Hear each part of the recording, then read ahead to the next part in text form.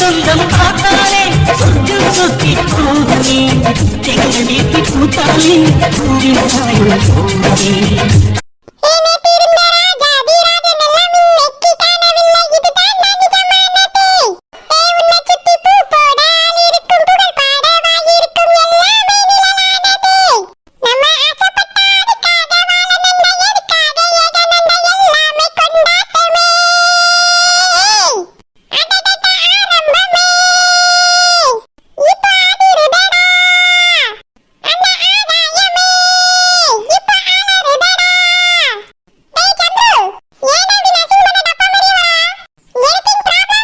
எல்லாமே ப்ராப்ளம் தான் அஸ்வினு.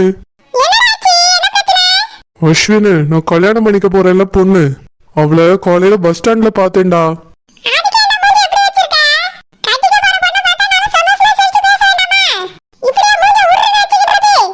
நான் சந்தோஷமா சிரிச்சு பேசலாம் தாண்டா போனேன்.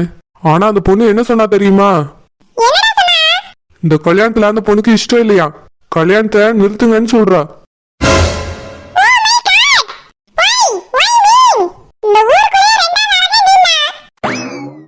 அப்போ ஃபர்ஸ்ட் யாருடா?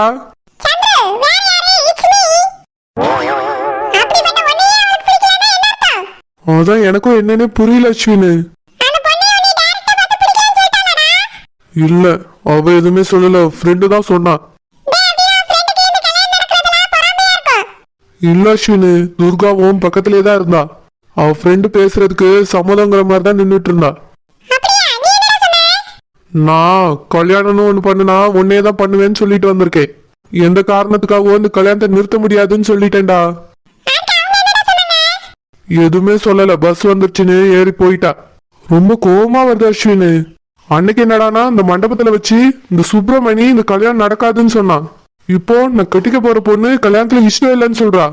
இங்க என்னதான் நடக்குதுன்னு எனக்கு புரியல. ஆனா ஒண்ணு, என்ன ஆனாலும் சரி, எனக்கும் அந்த பொண்ணுக்கும் தாண்டா கல்யாணம் நடக்கும். அதெல்லாம் சொல்ல மாட்டாங்கடா. இஷ்டம் இல்லைன்னு மட்டும்தான் சொன்னாங்க.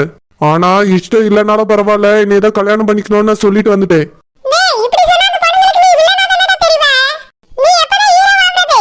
வேற என்ன பண்ண சொல்ற அஸ்வின்? கல்யாணத்தை நிறுத்திடுறேன்னு சொல்லணுமா? என்னடா சொல்ற?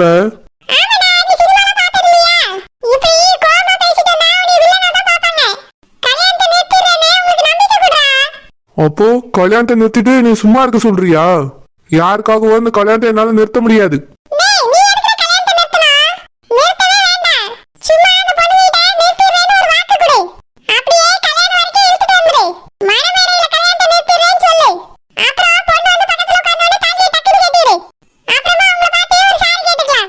டேய், என்னடா சொல்ற?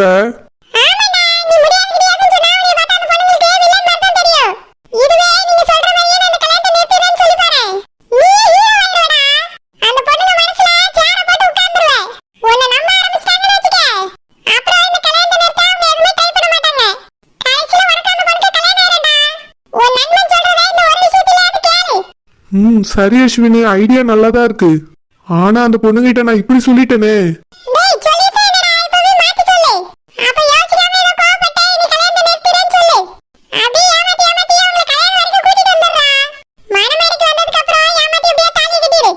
சரி அஸ்வினி, ஆனா அவங்களை எப்படி நம்ப வைக்கிறது?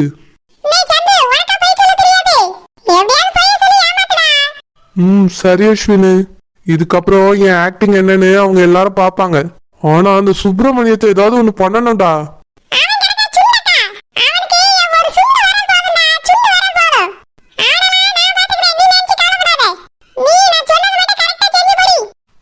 சரிடா. எம்மா, தம்பி எதுக்குமா தோட்டத்துக்கு அனுப்பி விட்டீங்க? வீட்டுல இருக்க சொல்ல வேண்டியதானே? கல்யாணம் மறுநாள் யாரும் எப்படி வேலைக்கு வருவா? ஒரு வாரமாவது வீட்டுல இருக்க சொல்ல வேண்டியதானம்மா? ஆமாமா, தோட்டத்துலதான் இருக்கா. கேட்டா பரவாயில்லனே அப்படிங்க. வீட்டுக்கு போன்னு சத்தம் போட்டதுக்கு போக மாட்டேன், நான் இருக்கேன்னு சொல்லியா.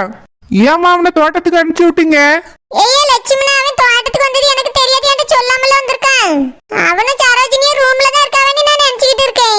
சின்ன சிறுசுல எதுக்கு நம்ம போய் தொந்தரவு பண்ணுதுன்னு அந்த பக்கமா போவேல.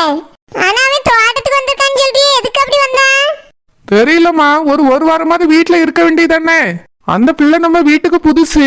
இவன் தானே அவன் கூட பேசி வாங்கி கொஞ்சம் அன்பா இருக்கணும். இப்படி தோட்டத்துல வந்து அவன் கிடந்தா இந்த பிள்ளை யாரு பாத்துக்கிடுவா? என்ன மறு வீட்டுக்கும் அனுப்ப இல்ல, அதுக்குள்ள தோட்டத்துல வந்து நிக்காம பிள்ளை நம்மளை பத்தி என்ன நினைப்பா? அதுக்குள்ள நம்ம புருஷனை வேலைக்கு அனுப்புறாவ, எதுக்கு இவ இப்படி பண்றாவன்னு நம்மள தானே தப்பா நினைப்பா? ஐயா லட்சுமணா, சாரஜினிக்கு நம்மள பத்தி தெரியாதாக்கும்? நல்ல தெரிஞ்ச பிள்ளை தானே கட்டி வச்சிருக்கோம். தம்பி தோட்ட வேலையில ரொம்ப ஆர்வமா இருப்பாங்க. அவன் உங்க அப்பா மாதிரி விவசாயத்தை ரொம்ப நேசிக்கவே. அதனாலதான் அவனால ஒரு நாள் கூட அந்த தோட்டத்தை விட்டு பிரிஞ்சு இருக்க முடியல. கல்யாணத்தோட 2 மணி நேரம் போகக்கூடாதுன்னு சத்தம் போட்டு வச்சிருந்தேன் பத்தியா? அதான் இப்பதான் கல்யாணம் முடிஞ்சிட்டே நீ ஓடி வந்திருக்கான். தம்பி வீட்டுக்கு வரட்டுப்பா நான் சொல்லி. ஏம்மா அவன் வீட்டுல இருந்தா சரி வராது, இப்படிதான் தோட்டத்து பக்கம் ஓட்டி ஓட்டி வருவான். மறு வீட்டுக்கு அனுப்புங்க, அங்க ஒரு 2 நாள் தங்கிட்டு வரட்டும். ஐயா 2 நாள் அங்க போய் தங்க சொன்னா எப்படி தங்குவான்? அவிய வீடு வேற ரொம்ப சின்ன வீடு, வாட்டப்படாது. அவிய என்ன சொல்லி அவனி பாப்போம். அவிய சொல்லியதை பார்த்துட்டு தங்கம்மா வேண்டாமா இல்ல போயிட்டு உடனே வரணுமான்னு முடிவெடுப்போம். சரிங்கம்மா, போயிட்டு வந்தாலும் ஒரு வாரத்துக்காவது வீட்டுல இருக்க சொல்லுங்க. புது பொண்டாட்டி எப்படி ஒத்தையில விட்டுட்டு அது என்ன தோட்டத்துல போய் கிடக்குது? அதுவும் உங்ககிட்ட சொல்லாம கொள்ளாம ஓடி வந்திருக்கான். வேற எதுவும் பிரச்சனையான்னு கேளுங்க. வேற என்ன பிரச்சனை உனக்கு வரப்போகுது? ஏன் அப்படி பேசியா? அவன் சந்தோஷமா தானே இந்த கல்யாணத்தை பண்ணிக்கிட்டான். சந்தோஷமா தான் பண்ணிக்கிட்டான், ஆனா நடவடிக்கைகள் சரியில்லை. கொஞ்சம் அவனை கவனிச்சுக்கிட்டுங்க. அது ஒண்ணும் இல்லப்பா, அவன் தோட்டத்து மேல உசிரே வச்சிருக்கான் பாத்துக்க. அப்பாவும் அப்படிதான் இருந்தாவன். தோட்டம்னு அங்கேயே கிடப்பாவ. இப்பதான் போக முடியாம வீட்டோட அடைஞ்சு கிடக்காவ. இந்த பயலும் அப்படிதான் இருக்க, அவங்க அப்பா மாதிரியே இருக்கான். அவன் வச்சிருக்க பயிர்கள் மேல அப்படி ஒரு நேசம் அவனுக்கு. நம்ம மேல மட்டும் அவனுக்கு பாசம் இல்லப்பா, தோட்டத்து மேலயே அதிகமான பாசம். சரிங்கம்மா. ஆனா இப்போ உடனே அந்த பிள்ளைக்கு இதெல்லாம் புரியாதுல்ல. ஆமா, காலையில இருந்து அந்த பிள்ளைய போய் பாத்தியல்ல, சாப்பிட்டாளா? யாராவது ஏதாவது போய் பேசுனீங்களா இல்லையா? என்ன சாப்பிடறதுக்கு வெளியே வரலையா? என்னம்மா சொல்றிய? காலையில இருந்து என்னம்மா சாப்பிடாம இருக்கா? இல்லப்பா, என்ன ரூம்ல இருந்து வெளியே வரலன்னு நினைச்சிட்டு தான் நான் இருக்கேன். 2 பேரும் ஒண்ணா தான் இருக்காவ போல நீ. ஆனா இவன் அங்க வந்திருப்பான், இவன் ஒத்தையில ரூமுக்குள்ள கிடக்கான்னு யாருக்கு தெரியும்? ரோசா கிட்ட தான் 2 பேருக்கு ரூம்ல கொண்டு போய் சாப்பாடு கொடுத்துருன்னு சொன்னேன். கொடுத்தாளா என்னன்னு தெரியல. நான் கேட்கையா?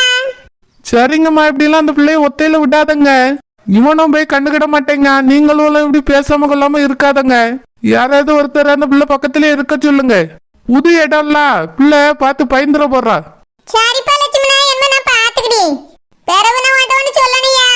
உன் தங்கச்சி புருஷன் செல்லம்மாவே நம்ம வீட்டுக்கு போலாம் வா வான்னு கூப்பிட்டுட்டே இருக்காரு. அவர் கூட பேசினா மறுபடியும் குடிப்பாரோ அடிப்பாரோன்னு பயப்படியா? அதனால நான் என் மனசுல ஒண்ணு நினைச்சிருக்கேயா. என்னங்கம்மா சொல்லுங்க. ஏய் லட்சுமணா, தனியா ஒரு வீடு பார்த்து அவங்க 2 பேரையும் நம்ம ஊருக்குள்ளே வச்சிருவோமா? நம்ம கண் பார்வையில வைக்கிறது தான் நல்லது. அவர் வீட்டுக்கு கூட்டிட்டு போனார்னா பழைய மாதிரி ஆயிடக்கூடாது பத்தியா? இந்த வீட்டுல நம்மளோட இருக்கக்கும் சங்கடப்படியாரு. அதனால அவளுக்கு ஒரு வீட்டை பார்த்து தனியா வச்சிடணும் பாத்துக்க. வச்சதோட விட்டுறக்கூடாது, அவரை கண்காணிச்சுக்கிட்டே இருக்கணும். நீ என்னையே சொல்லியா தங்கச்சி ஒரு வீடு பார்த்து வச்சிருவோமா? சரிங்கம்மா. எதுக்காக தங்கச்சிய வேற வீடு பார்த்து வைக்கணும்? அதான் பழைய வீடு ஒரு ஓட்டு வீடு இருக்கேம்மா, அந்த வீட்டை ரெடி பண்ணி தங்கச்சி புருஷனே அங்க இருக்க வைப்போம். அப்படி சொல்றியா? அதுல இருப்பாவல என்னன்னு தெரியல, ரொம்ப பழைய வீடாச்சே. அதெல்லாம் இருப்பாவம்மா. வீட்டை நல்லா சுத்தம் பண்ணி பெயிண்ட் அடிக்க சொல்லியே, அதுக்கு பிறகு அவையெல்லாம் அங்க கொண்டு போய் குடி வச்சிருவோம். சரிப்பா லட்சுமணா.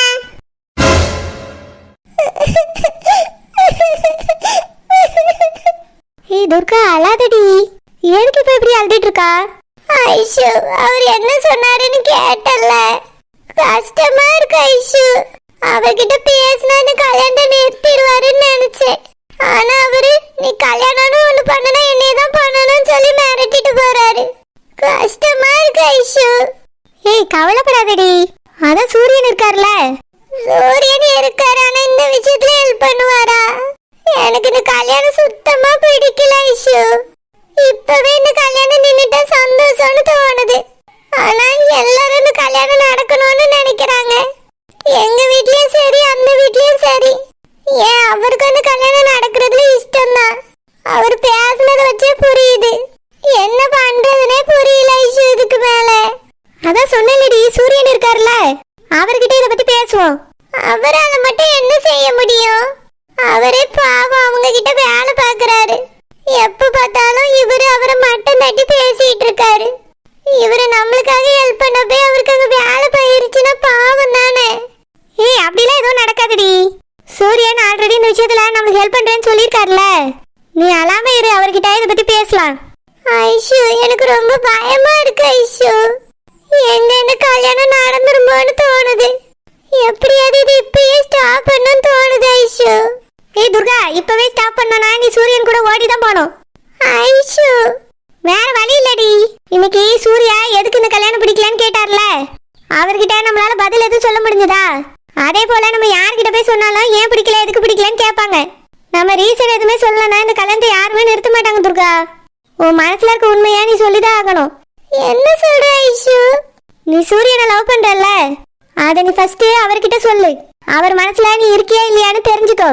அதுக்கப்புறம் இந்த கல்யாணத்தை நிறுத்துறத பத்தி நீங்க 2 பேரும் யோசிங்க. அப்படி அவர் உன்னை பிடிக்கலன்னு சொல்லிட்டாருன்னா நீ சூர்யாவே கல்யாணம் பண்ணிக்கோடி. ஐஷு ஆமா துர்கா, சூர்யாவும் நல்ல பையன் தான். உன்னை மனசார விரும்புறாரு, அதனால தான் இந்த கல்யாணத்தை நிறுத்த மாட்டேன்னு சொன்னாரு. நான் சொல்றது கேளு துர்கா. நீ சீக்கிரமா சூரியன்ட்ட உன்னோட காதலை சொல்லு. அவர் நோ சொல்லிட்டா நீ சூர்யாவே கல்யாணம் பண்ணிக்கோ. கல்யாணமே வேண்டாம் ஐஷு. அப்போ நீ உங்க அப்பா அம்மாட்ட தான் பேசணும். எப்படி ஐஷு பேசுறது? அவங்க இன்னைக்கு கல்யாணம்னாலும் ஓகேங்கிற மாதிரி இருக்காங்களே, அவங்க கிட்ட எல்லாம் பேசவே முடியாது. அப்போ ஒரே வழி, இதுக்கு மேல நம்ம சூரியன்ட்ட தான் பேசணும். அவரை தனியா பார்க்கும்போது உன் மனசுல இருக்கதை சொல்லிடு. ஐஷு நான் எப்படிடி சொல்லுவேன்? நீ சொல்லாம வேற யாரடி சொல்லுவாங்க? இந்த விஷயத்துலலாம் என்னை ஹெல்ப்புக்கு கூப்பிடாத. ஏற்கனவே உனக்காக நான் சூர்யா கிட்ட பேசியாச்சு. சூரியன் கிட்டயும் போய் துர்காவை லவ் பண்றீங்களா நான் எப்படி கேட்க முடியும்? நீ கேட்டதா அழகா இருக்கும் துர்கா. ஐஷு எனக்கு அவரை பார்த்தாலே பேச்சே வர மாட்டேங்குதுடி. அப்போ மத்தவங்க கிட்ட மட்டும் நீ பேசிடுறியா? என்னை கேட்டா நீ மத்தவங்கள விட சூரியன்ட்ட நல்லா தான் பேசுற. அப்படியே டக்குனே நீ பிடிச்சிருக்கான்னு கேட்டுடி. எனக்கு பயமா இருக்கு. நான் கண்டிப்பா அவரை மூஞ்சிக்கு நேரம் பார்த்து பேசிக்கிட மாட்டேன். சரிடி, அவரோட போன் நம்பர் வாங்கி தட்டுமா? நீ கால் பண்ணி லவ் யூ சொல்லிடு. அதுவும் முடியாது. அப்போ சூர்யாவே கல்யாணம் பண்ணிட்டு நல்லபடியா வாழ்றதுக்கு பாரு. ஐஷு பின்ன என்னடி, நேர்ல பார்த்து சொல்ல முடியாது, போன் கால்லே சொல்ல முடியாது, அப்புறம் எப்படிதான் சொல்றதா? இந்த விஷயத்துல மட்டும் நான் ஹெல்ப் பண்ணவே மாட்டேன்ப்பா. என்னாலலாம் அவர்கிட்ட போய் கேட்க முடியாது, நீ தான் கேட்கணும். ஐஷு உனக்கு என்னை பத்தி தெரியாதா? நான் எப்படி ஐஷு இந்த விஷயத்த அவர்கிட்ட கேட்பேன்? வாயால தாண்டி. அவரை பார்த்து என்னால கேட்க முடியாது. பார்த்தும் கேட்க முடியாது, போன் போட்டும் சொல்ல முடியாது. வேற எப்படிதான் நீ சொல்லுவ? ஏய் துர்கா, ஒரு ஐடியா. பேசாம அவருக்கு ஒரு லவ் லெட்டர் எழுதி தரியா? அதை கொண்டு போய் அவர்கிட்ட கொடுத்துடலாம். அவர் அதை படிச்சுட்டு அவர் மனசுல இருக்கத சொல்லட்டும். லவ் லெட்டரா? எனக்கு அதெல்லாம் எழுதி பழக்கமே இல்ல ஐஷு. வேற என்ன தாண்டி உனக்கு பழக்கம் இருக்கு? நான் தெரியாம தான் கேக்குறேன். லவ் பண்றவங்கள தினமும் லவ் லெட்டர் எழுதி எழுதி பழகிட்டே தான் இருக்காங்களா? உன் மனசுல என்ன இருக்கோ அதை அப்படியே எழுது துர்கா. என் மனசுலயா? ஆமா, உன் மனசுலதான் என்ன இருக்கு சொல்லு பார்க்கலாம். இன்னும் கல்யாணம் வேண்டாம், பிடிக்கல. அப்புறம் சூரியனை பிடிச்சிருக்கு. இதே போதண்டி, இப்படியே எழுதி கொடு. இதெல்லாம் நல்லா இருக்காது, கவிதையா தான் எழுதுவாங்க. ஏய் துர்கா, நான் கூட உன்னை என்னமோ நினைச்சேன்டி. ஆனா நீ பயங்கரமான கேள்விதான், உனக்கு எல்லாமே தெரிஞ்சிருக்கு. ஆனா ஒண்ணுமே தெரியாத மாதிரி நல்லா ஆக்டிங் பண்ணிட்டு இருக்க. ஐஷு பின்ன மனசுல இருக்கதை எழுதிட்டான்னு கேக்குறேன், கவிதையா தான் எழுதணும்னு சொல்ற. உட்காந்து 2 நாள் டைம் எடுத்து யோசிச்சு கவிதையா ஒரு லெட்டர் எழுதுங்க. அப்புறமா அதை சூரியன்ட்ட கொடுத்துடலாம். எப்படி கொடுக்கறது ஐஷு? ஃபர்ஸ்ட் நீ லெட்டர் எழுது, அதுக்கப்புறம் எப்படி கொடுக்கலான்னு நான் சொல்றேன். 2 நாள்ல எழுதி முடிச்சிருவியா? தெரியல ஐஷு. ஏய் அழுறத ஃபர்ஸ்ட் ஸ்டாப் பண்ணிடி. ஒரு பேப்பர் பெண்ணை எடு. ஐ லவ் யூ சூரியன்னு போட்டு இப்படிக்கு துர்கான்னு போட்டு வச்சிரு, அவ்வளவுதான். இதுக்கு மேலலாம் எழுதணும்னு அவசியம் இல்லை. இல்ல அழகா எழுதணும். ஓஹோ அழகா தானே, மேடம் உட்காந்து எழுதுங்க. நைட்டுக்குள்ள எழுதி முடிச்சிரு, காலையில கொண்டு போய் கொடுத்துட்டு வந்துடலாம். ஐஷு அவர் மனசுல நான் இருக்கனா இல்லையானே தெரியல. என்னைய பிடிச்சிருக்குன்னு அவரு சொல்லவே இல்லை. நம்ம எப்படி ஐஷு லவ் லெட்டர்லாம் எழுதி கொடுக்கறது? ஏய் அவருக்கு இப்ப அவசரமா இல்ல, பிரச்சனையும் இல்லடி. ஆனா உனக்கு அப்படி இல்ல, வீட்டுல மாப்பிள்ள பாத்துட்டாங்க. அதனால நீ எவ்வளவு சீக்கிரமா சொல்றியோ அதான் உனக்கு நல்லது. நான் சொன்னா அவரை நீ ஏத்து பாரு ஐஷு. ஏய் துர்கா, சொன்னா தானடி தெரியும். அக்கா எதுக்கு இப்ப அழுதுட்டு இருக்கா? அது ஒண்ணும் இல்ல, உங்க அக்கா கண்ணுல தூசி விழுந்துருச்சான், அதான் கண்ணு கலங்கி தண்ணியா வந்துட்டு இருக்கு. நீங்க போய் சொல்றீங்க, எங்க அக்கா எதுக்கும் ஃபீல் பண்ணி அழுதுட்டு இருக்கா. அக்கா என்னாச்சு, எதுக்கு அழுறா? நான் அம்மாட்ட போய் சொல்ல போறேன். ஐயோ வேண்டாம் வேண்டாம், நான் அழவே இல்ல. இல்ல நீ எங்க அழுதுட்டு இருந்தத நான் பார்த்தேன். எதுக்கு இப்படி அழுதுட்டு இருக்கா? பரீட்சையில ஃபெயில் ஆயிட்டியோ? நான் அம்மாட்ட அல்லாதம்மா. அக்கா உனக்கு நாளைக்கு சாக்லேட் வாங்கி தரேன்.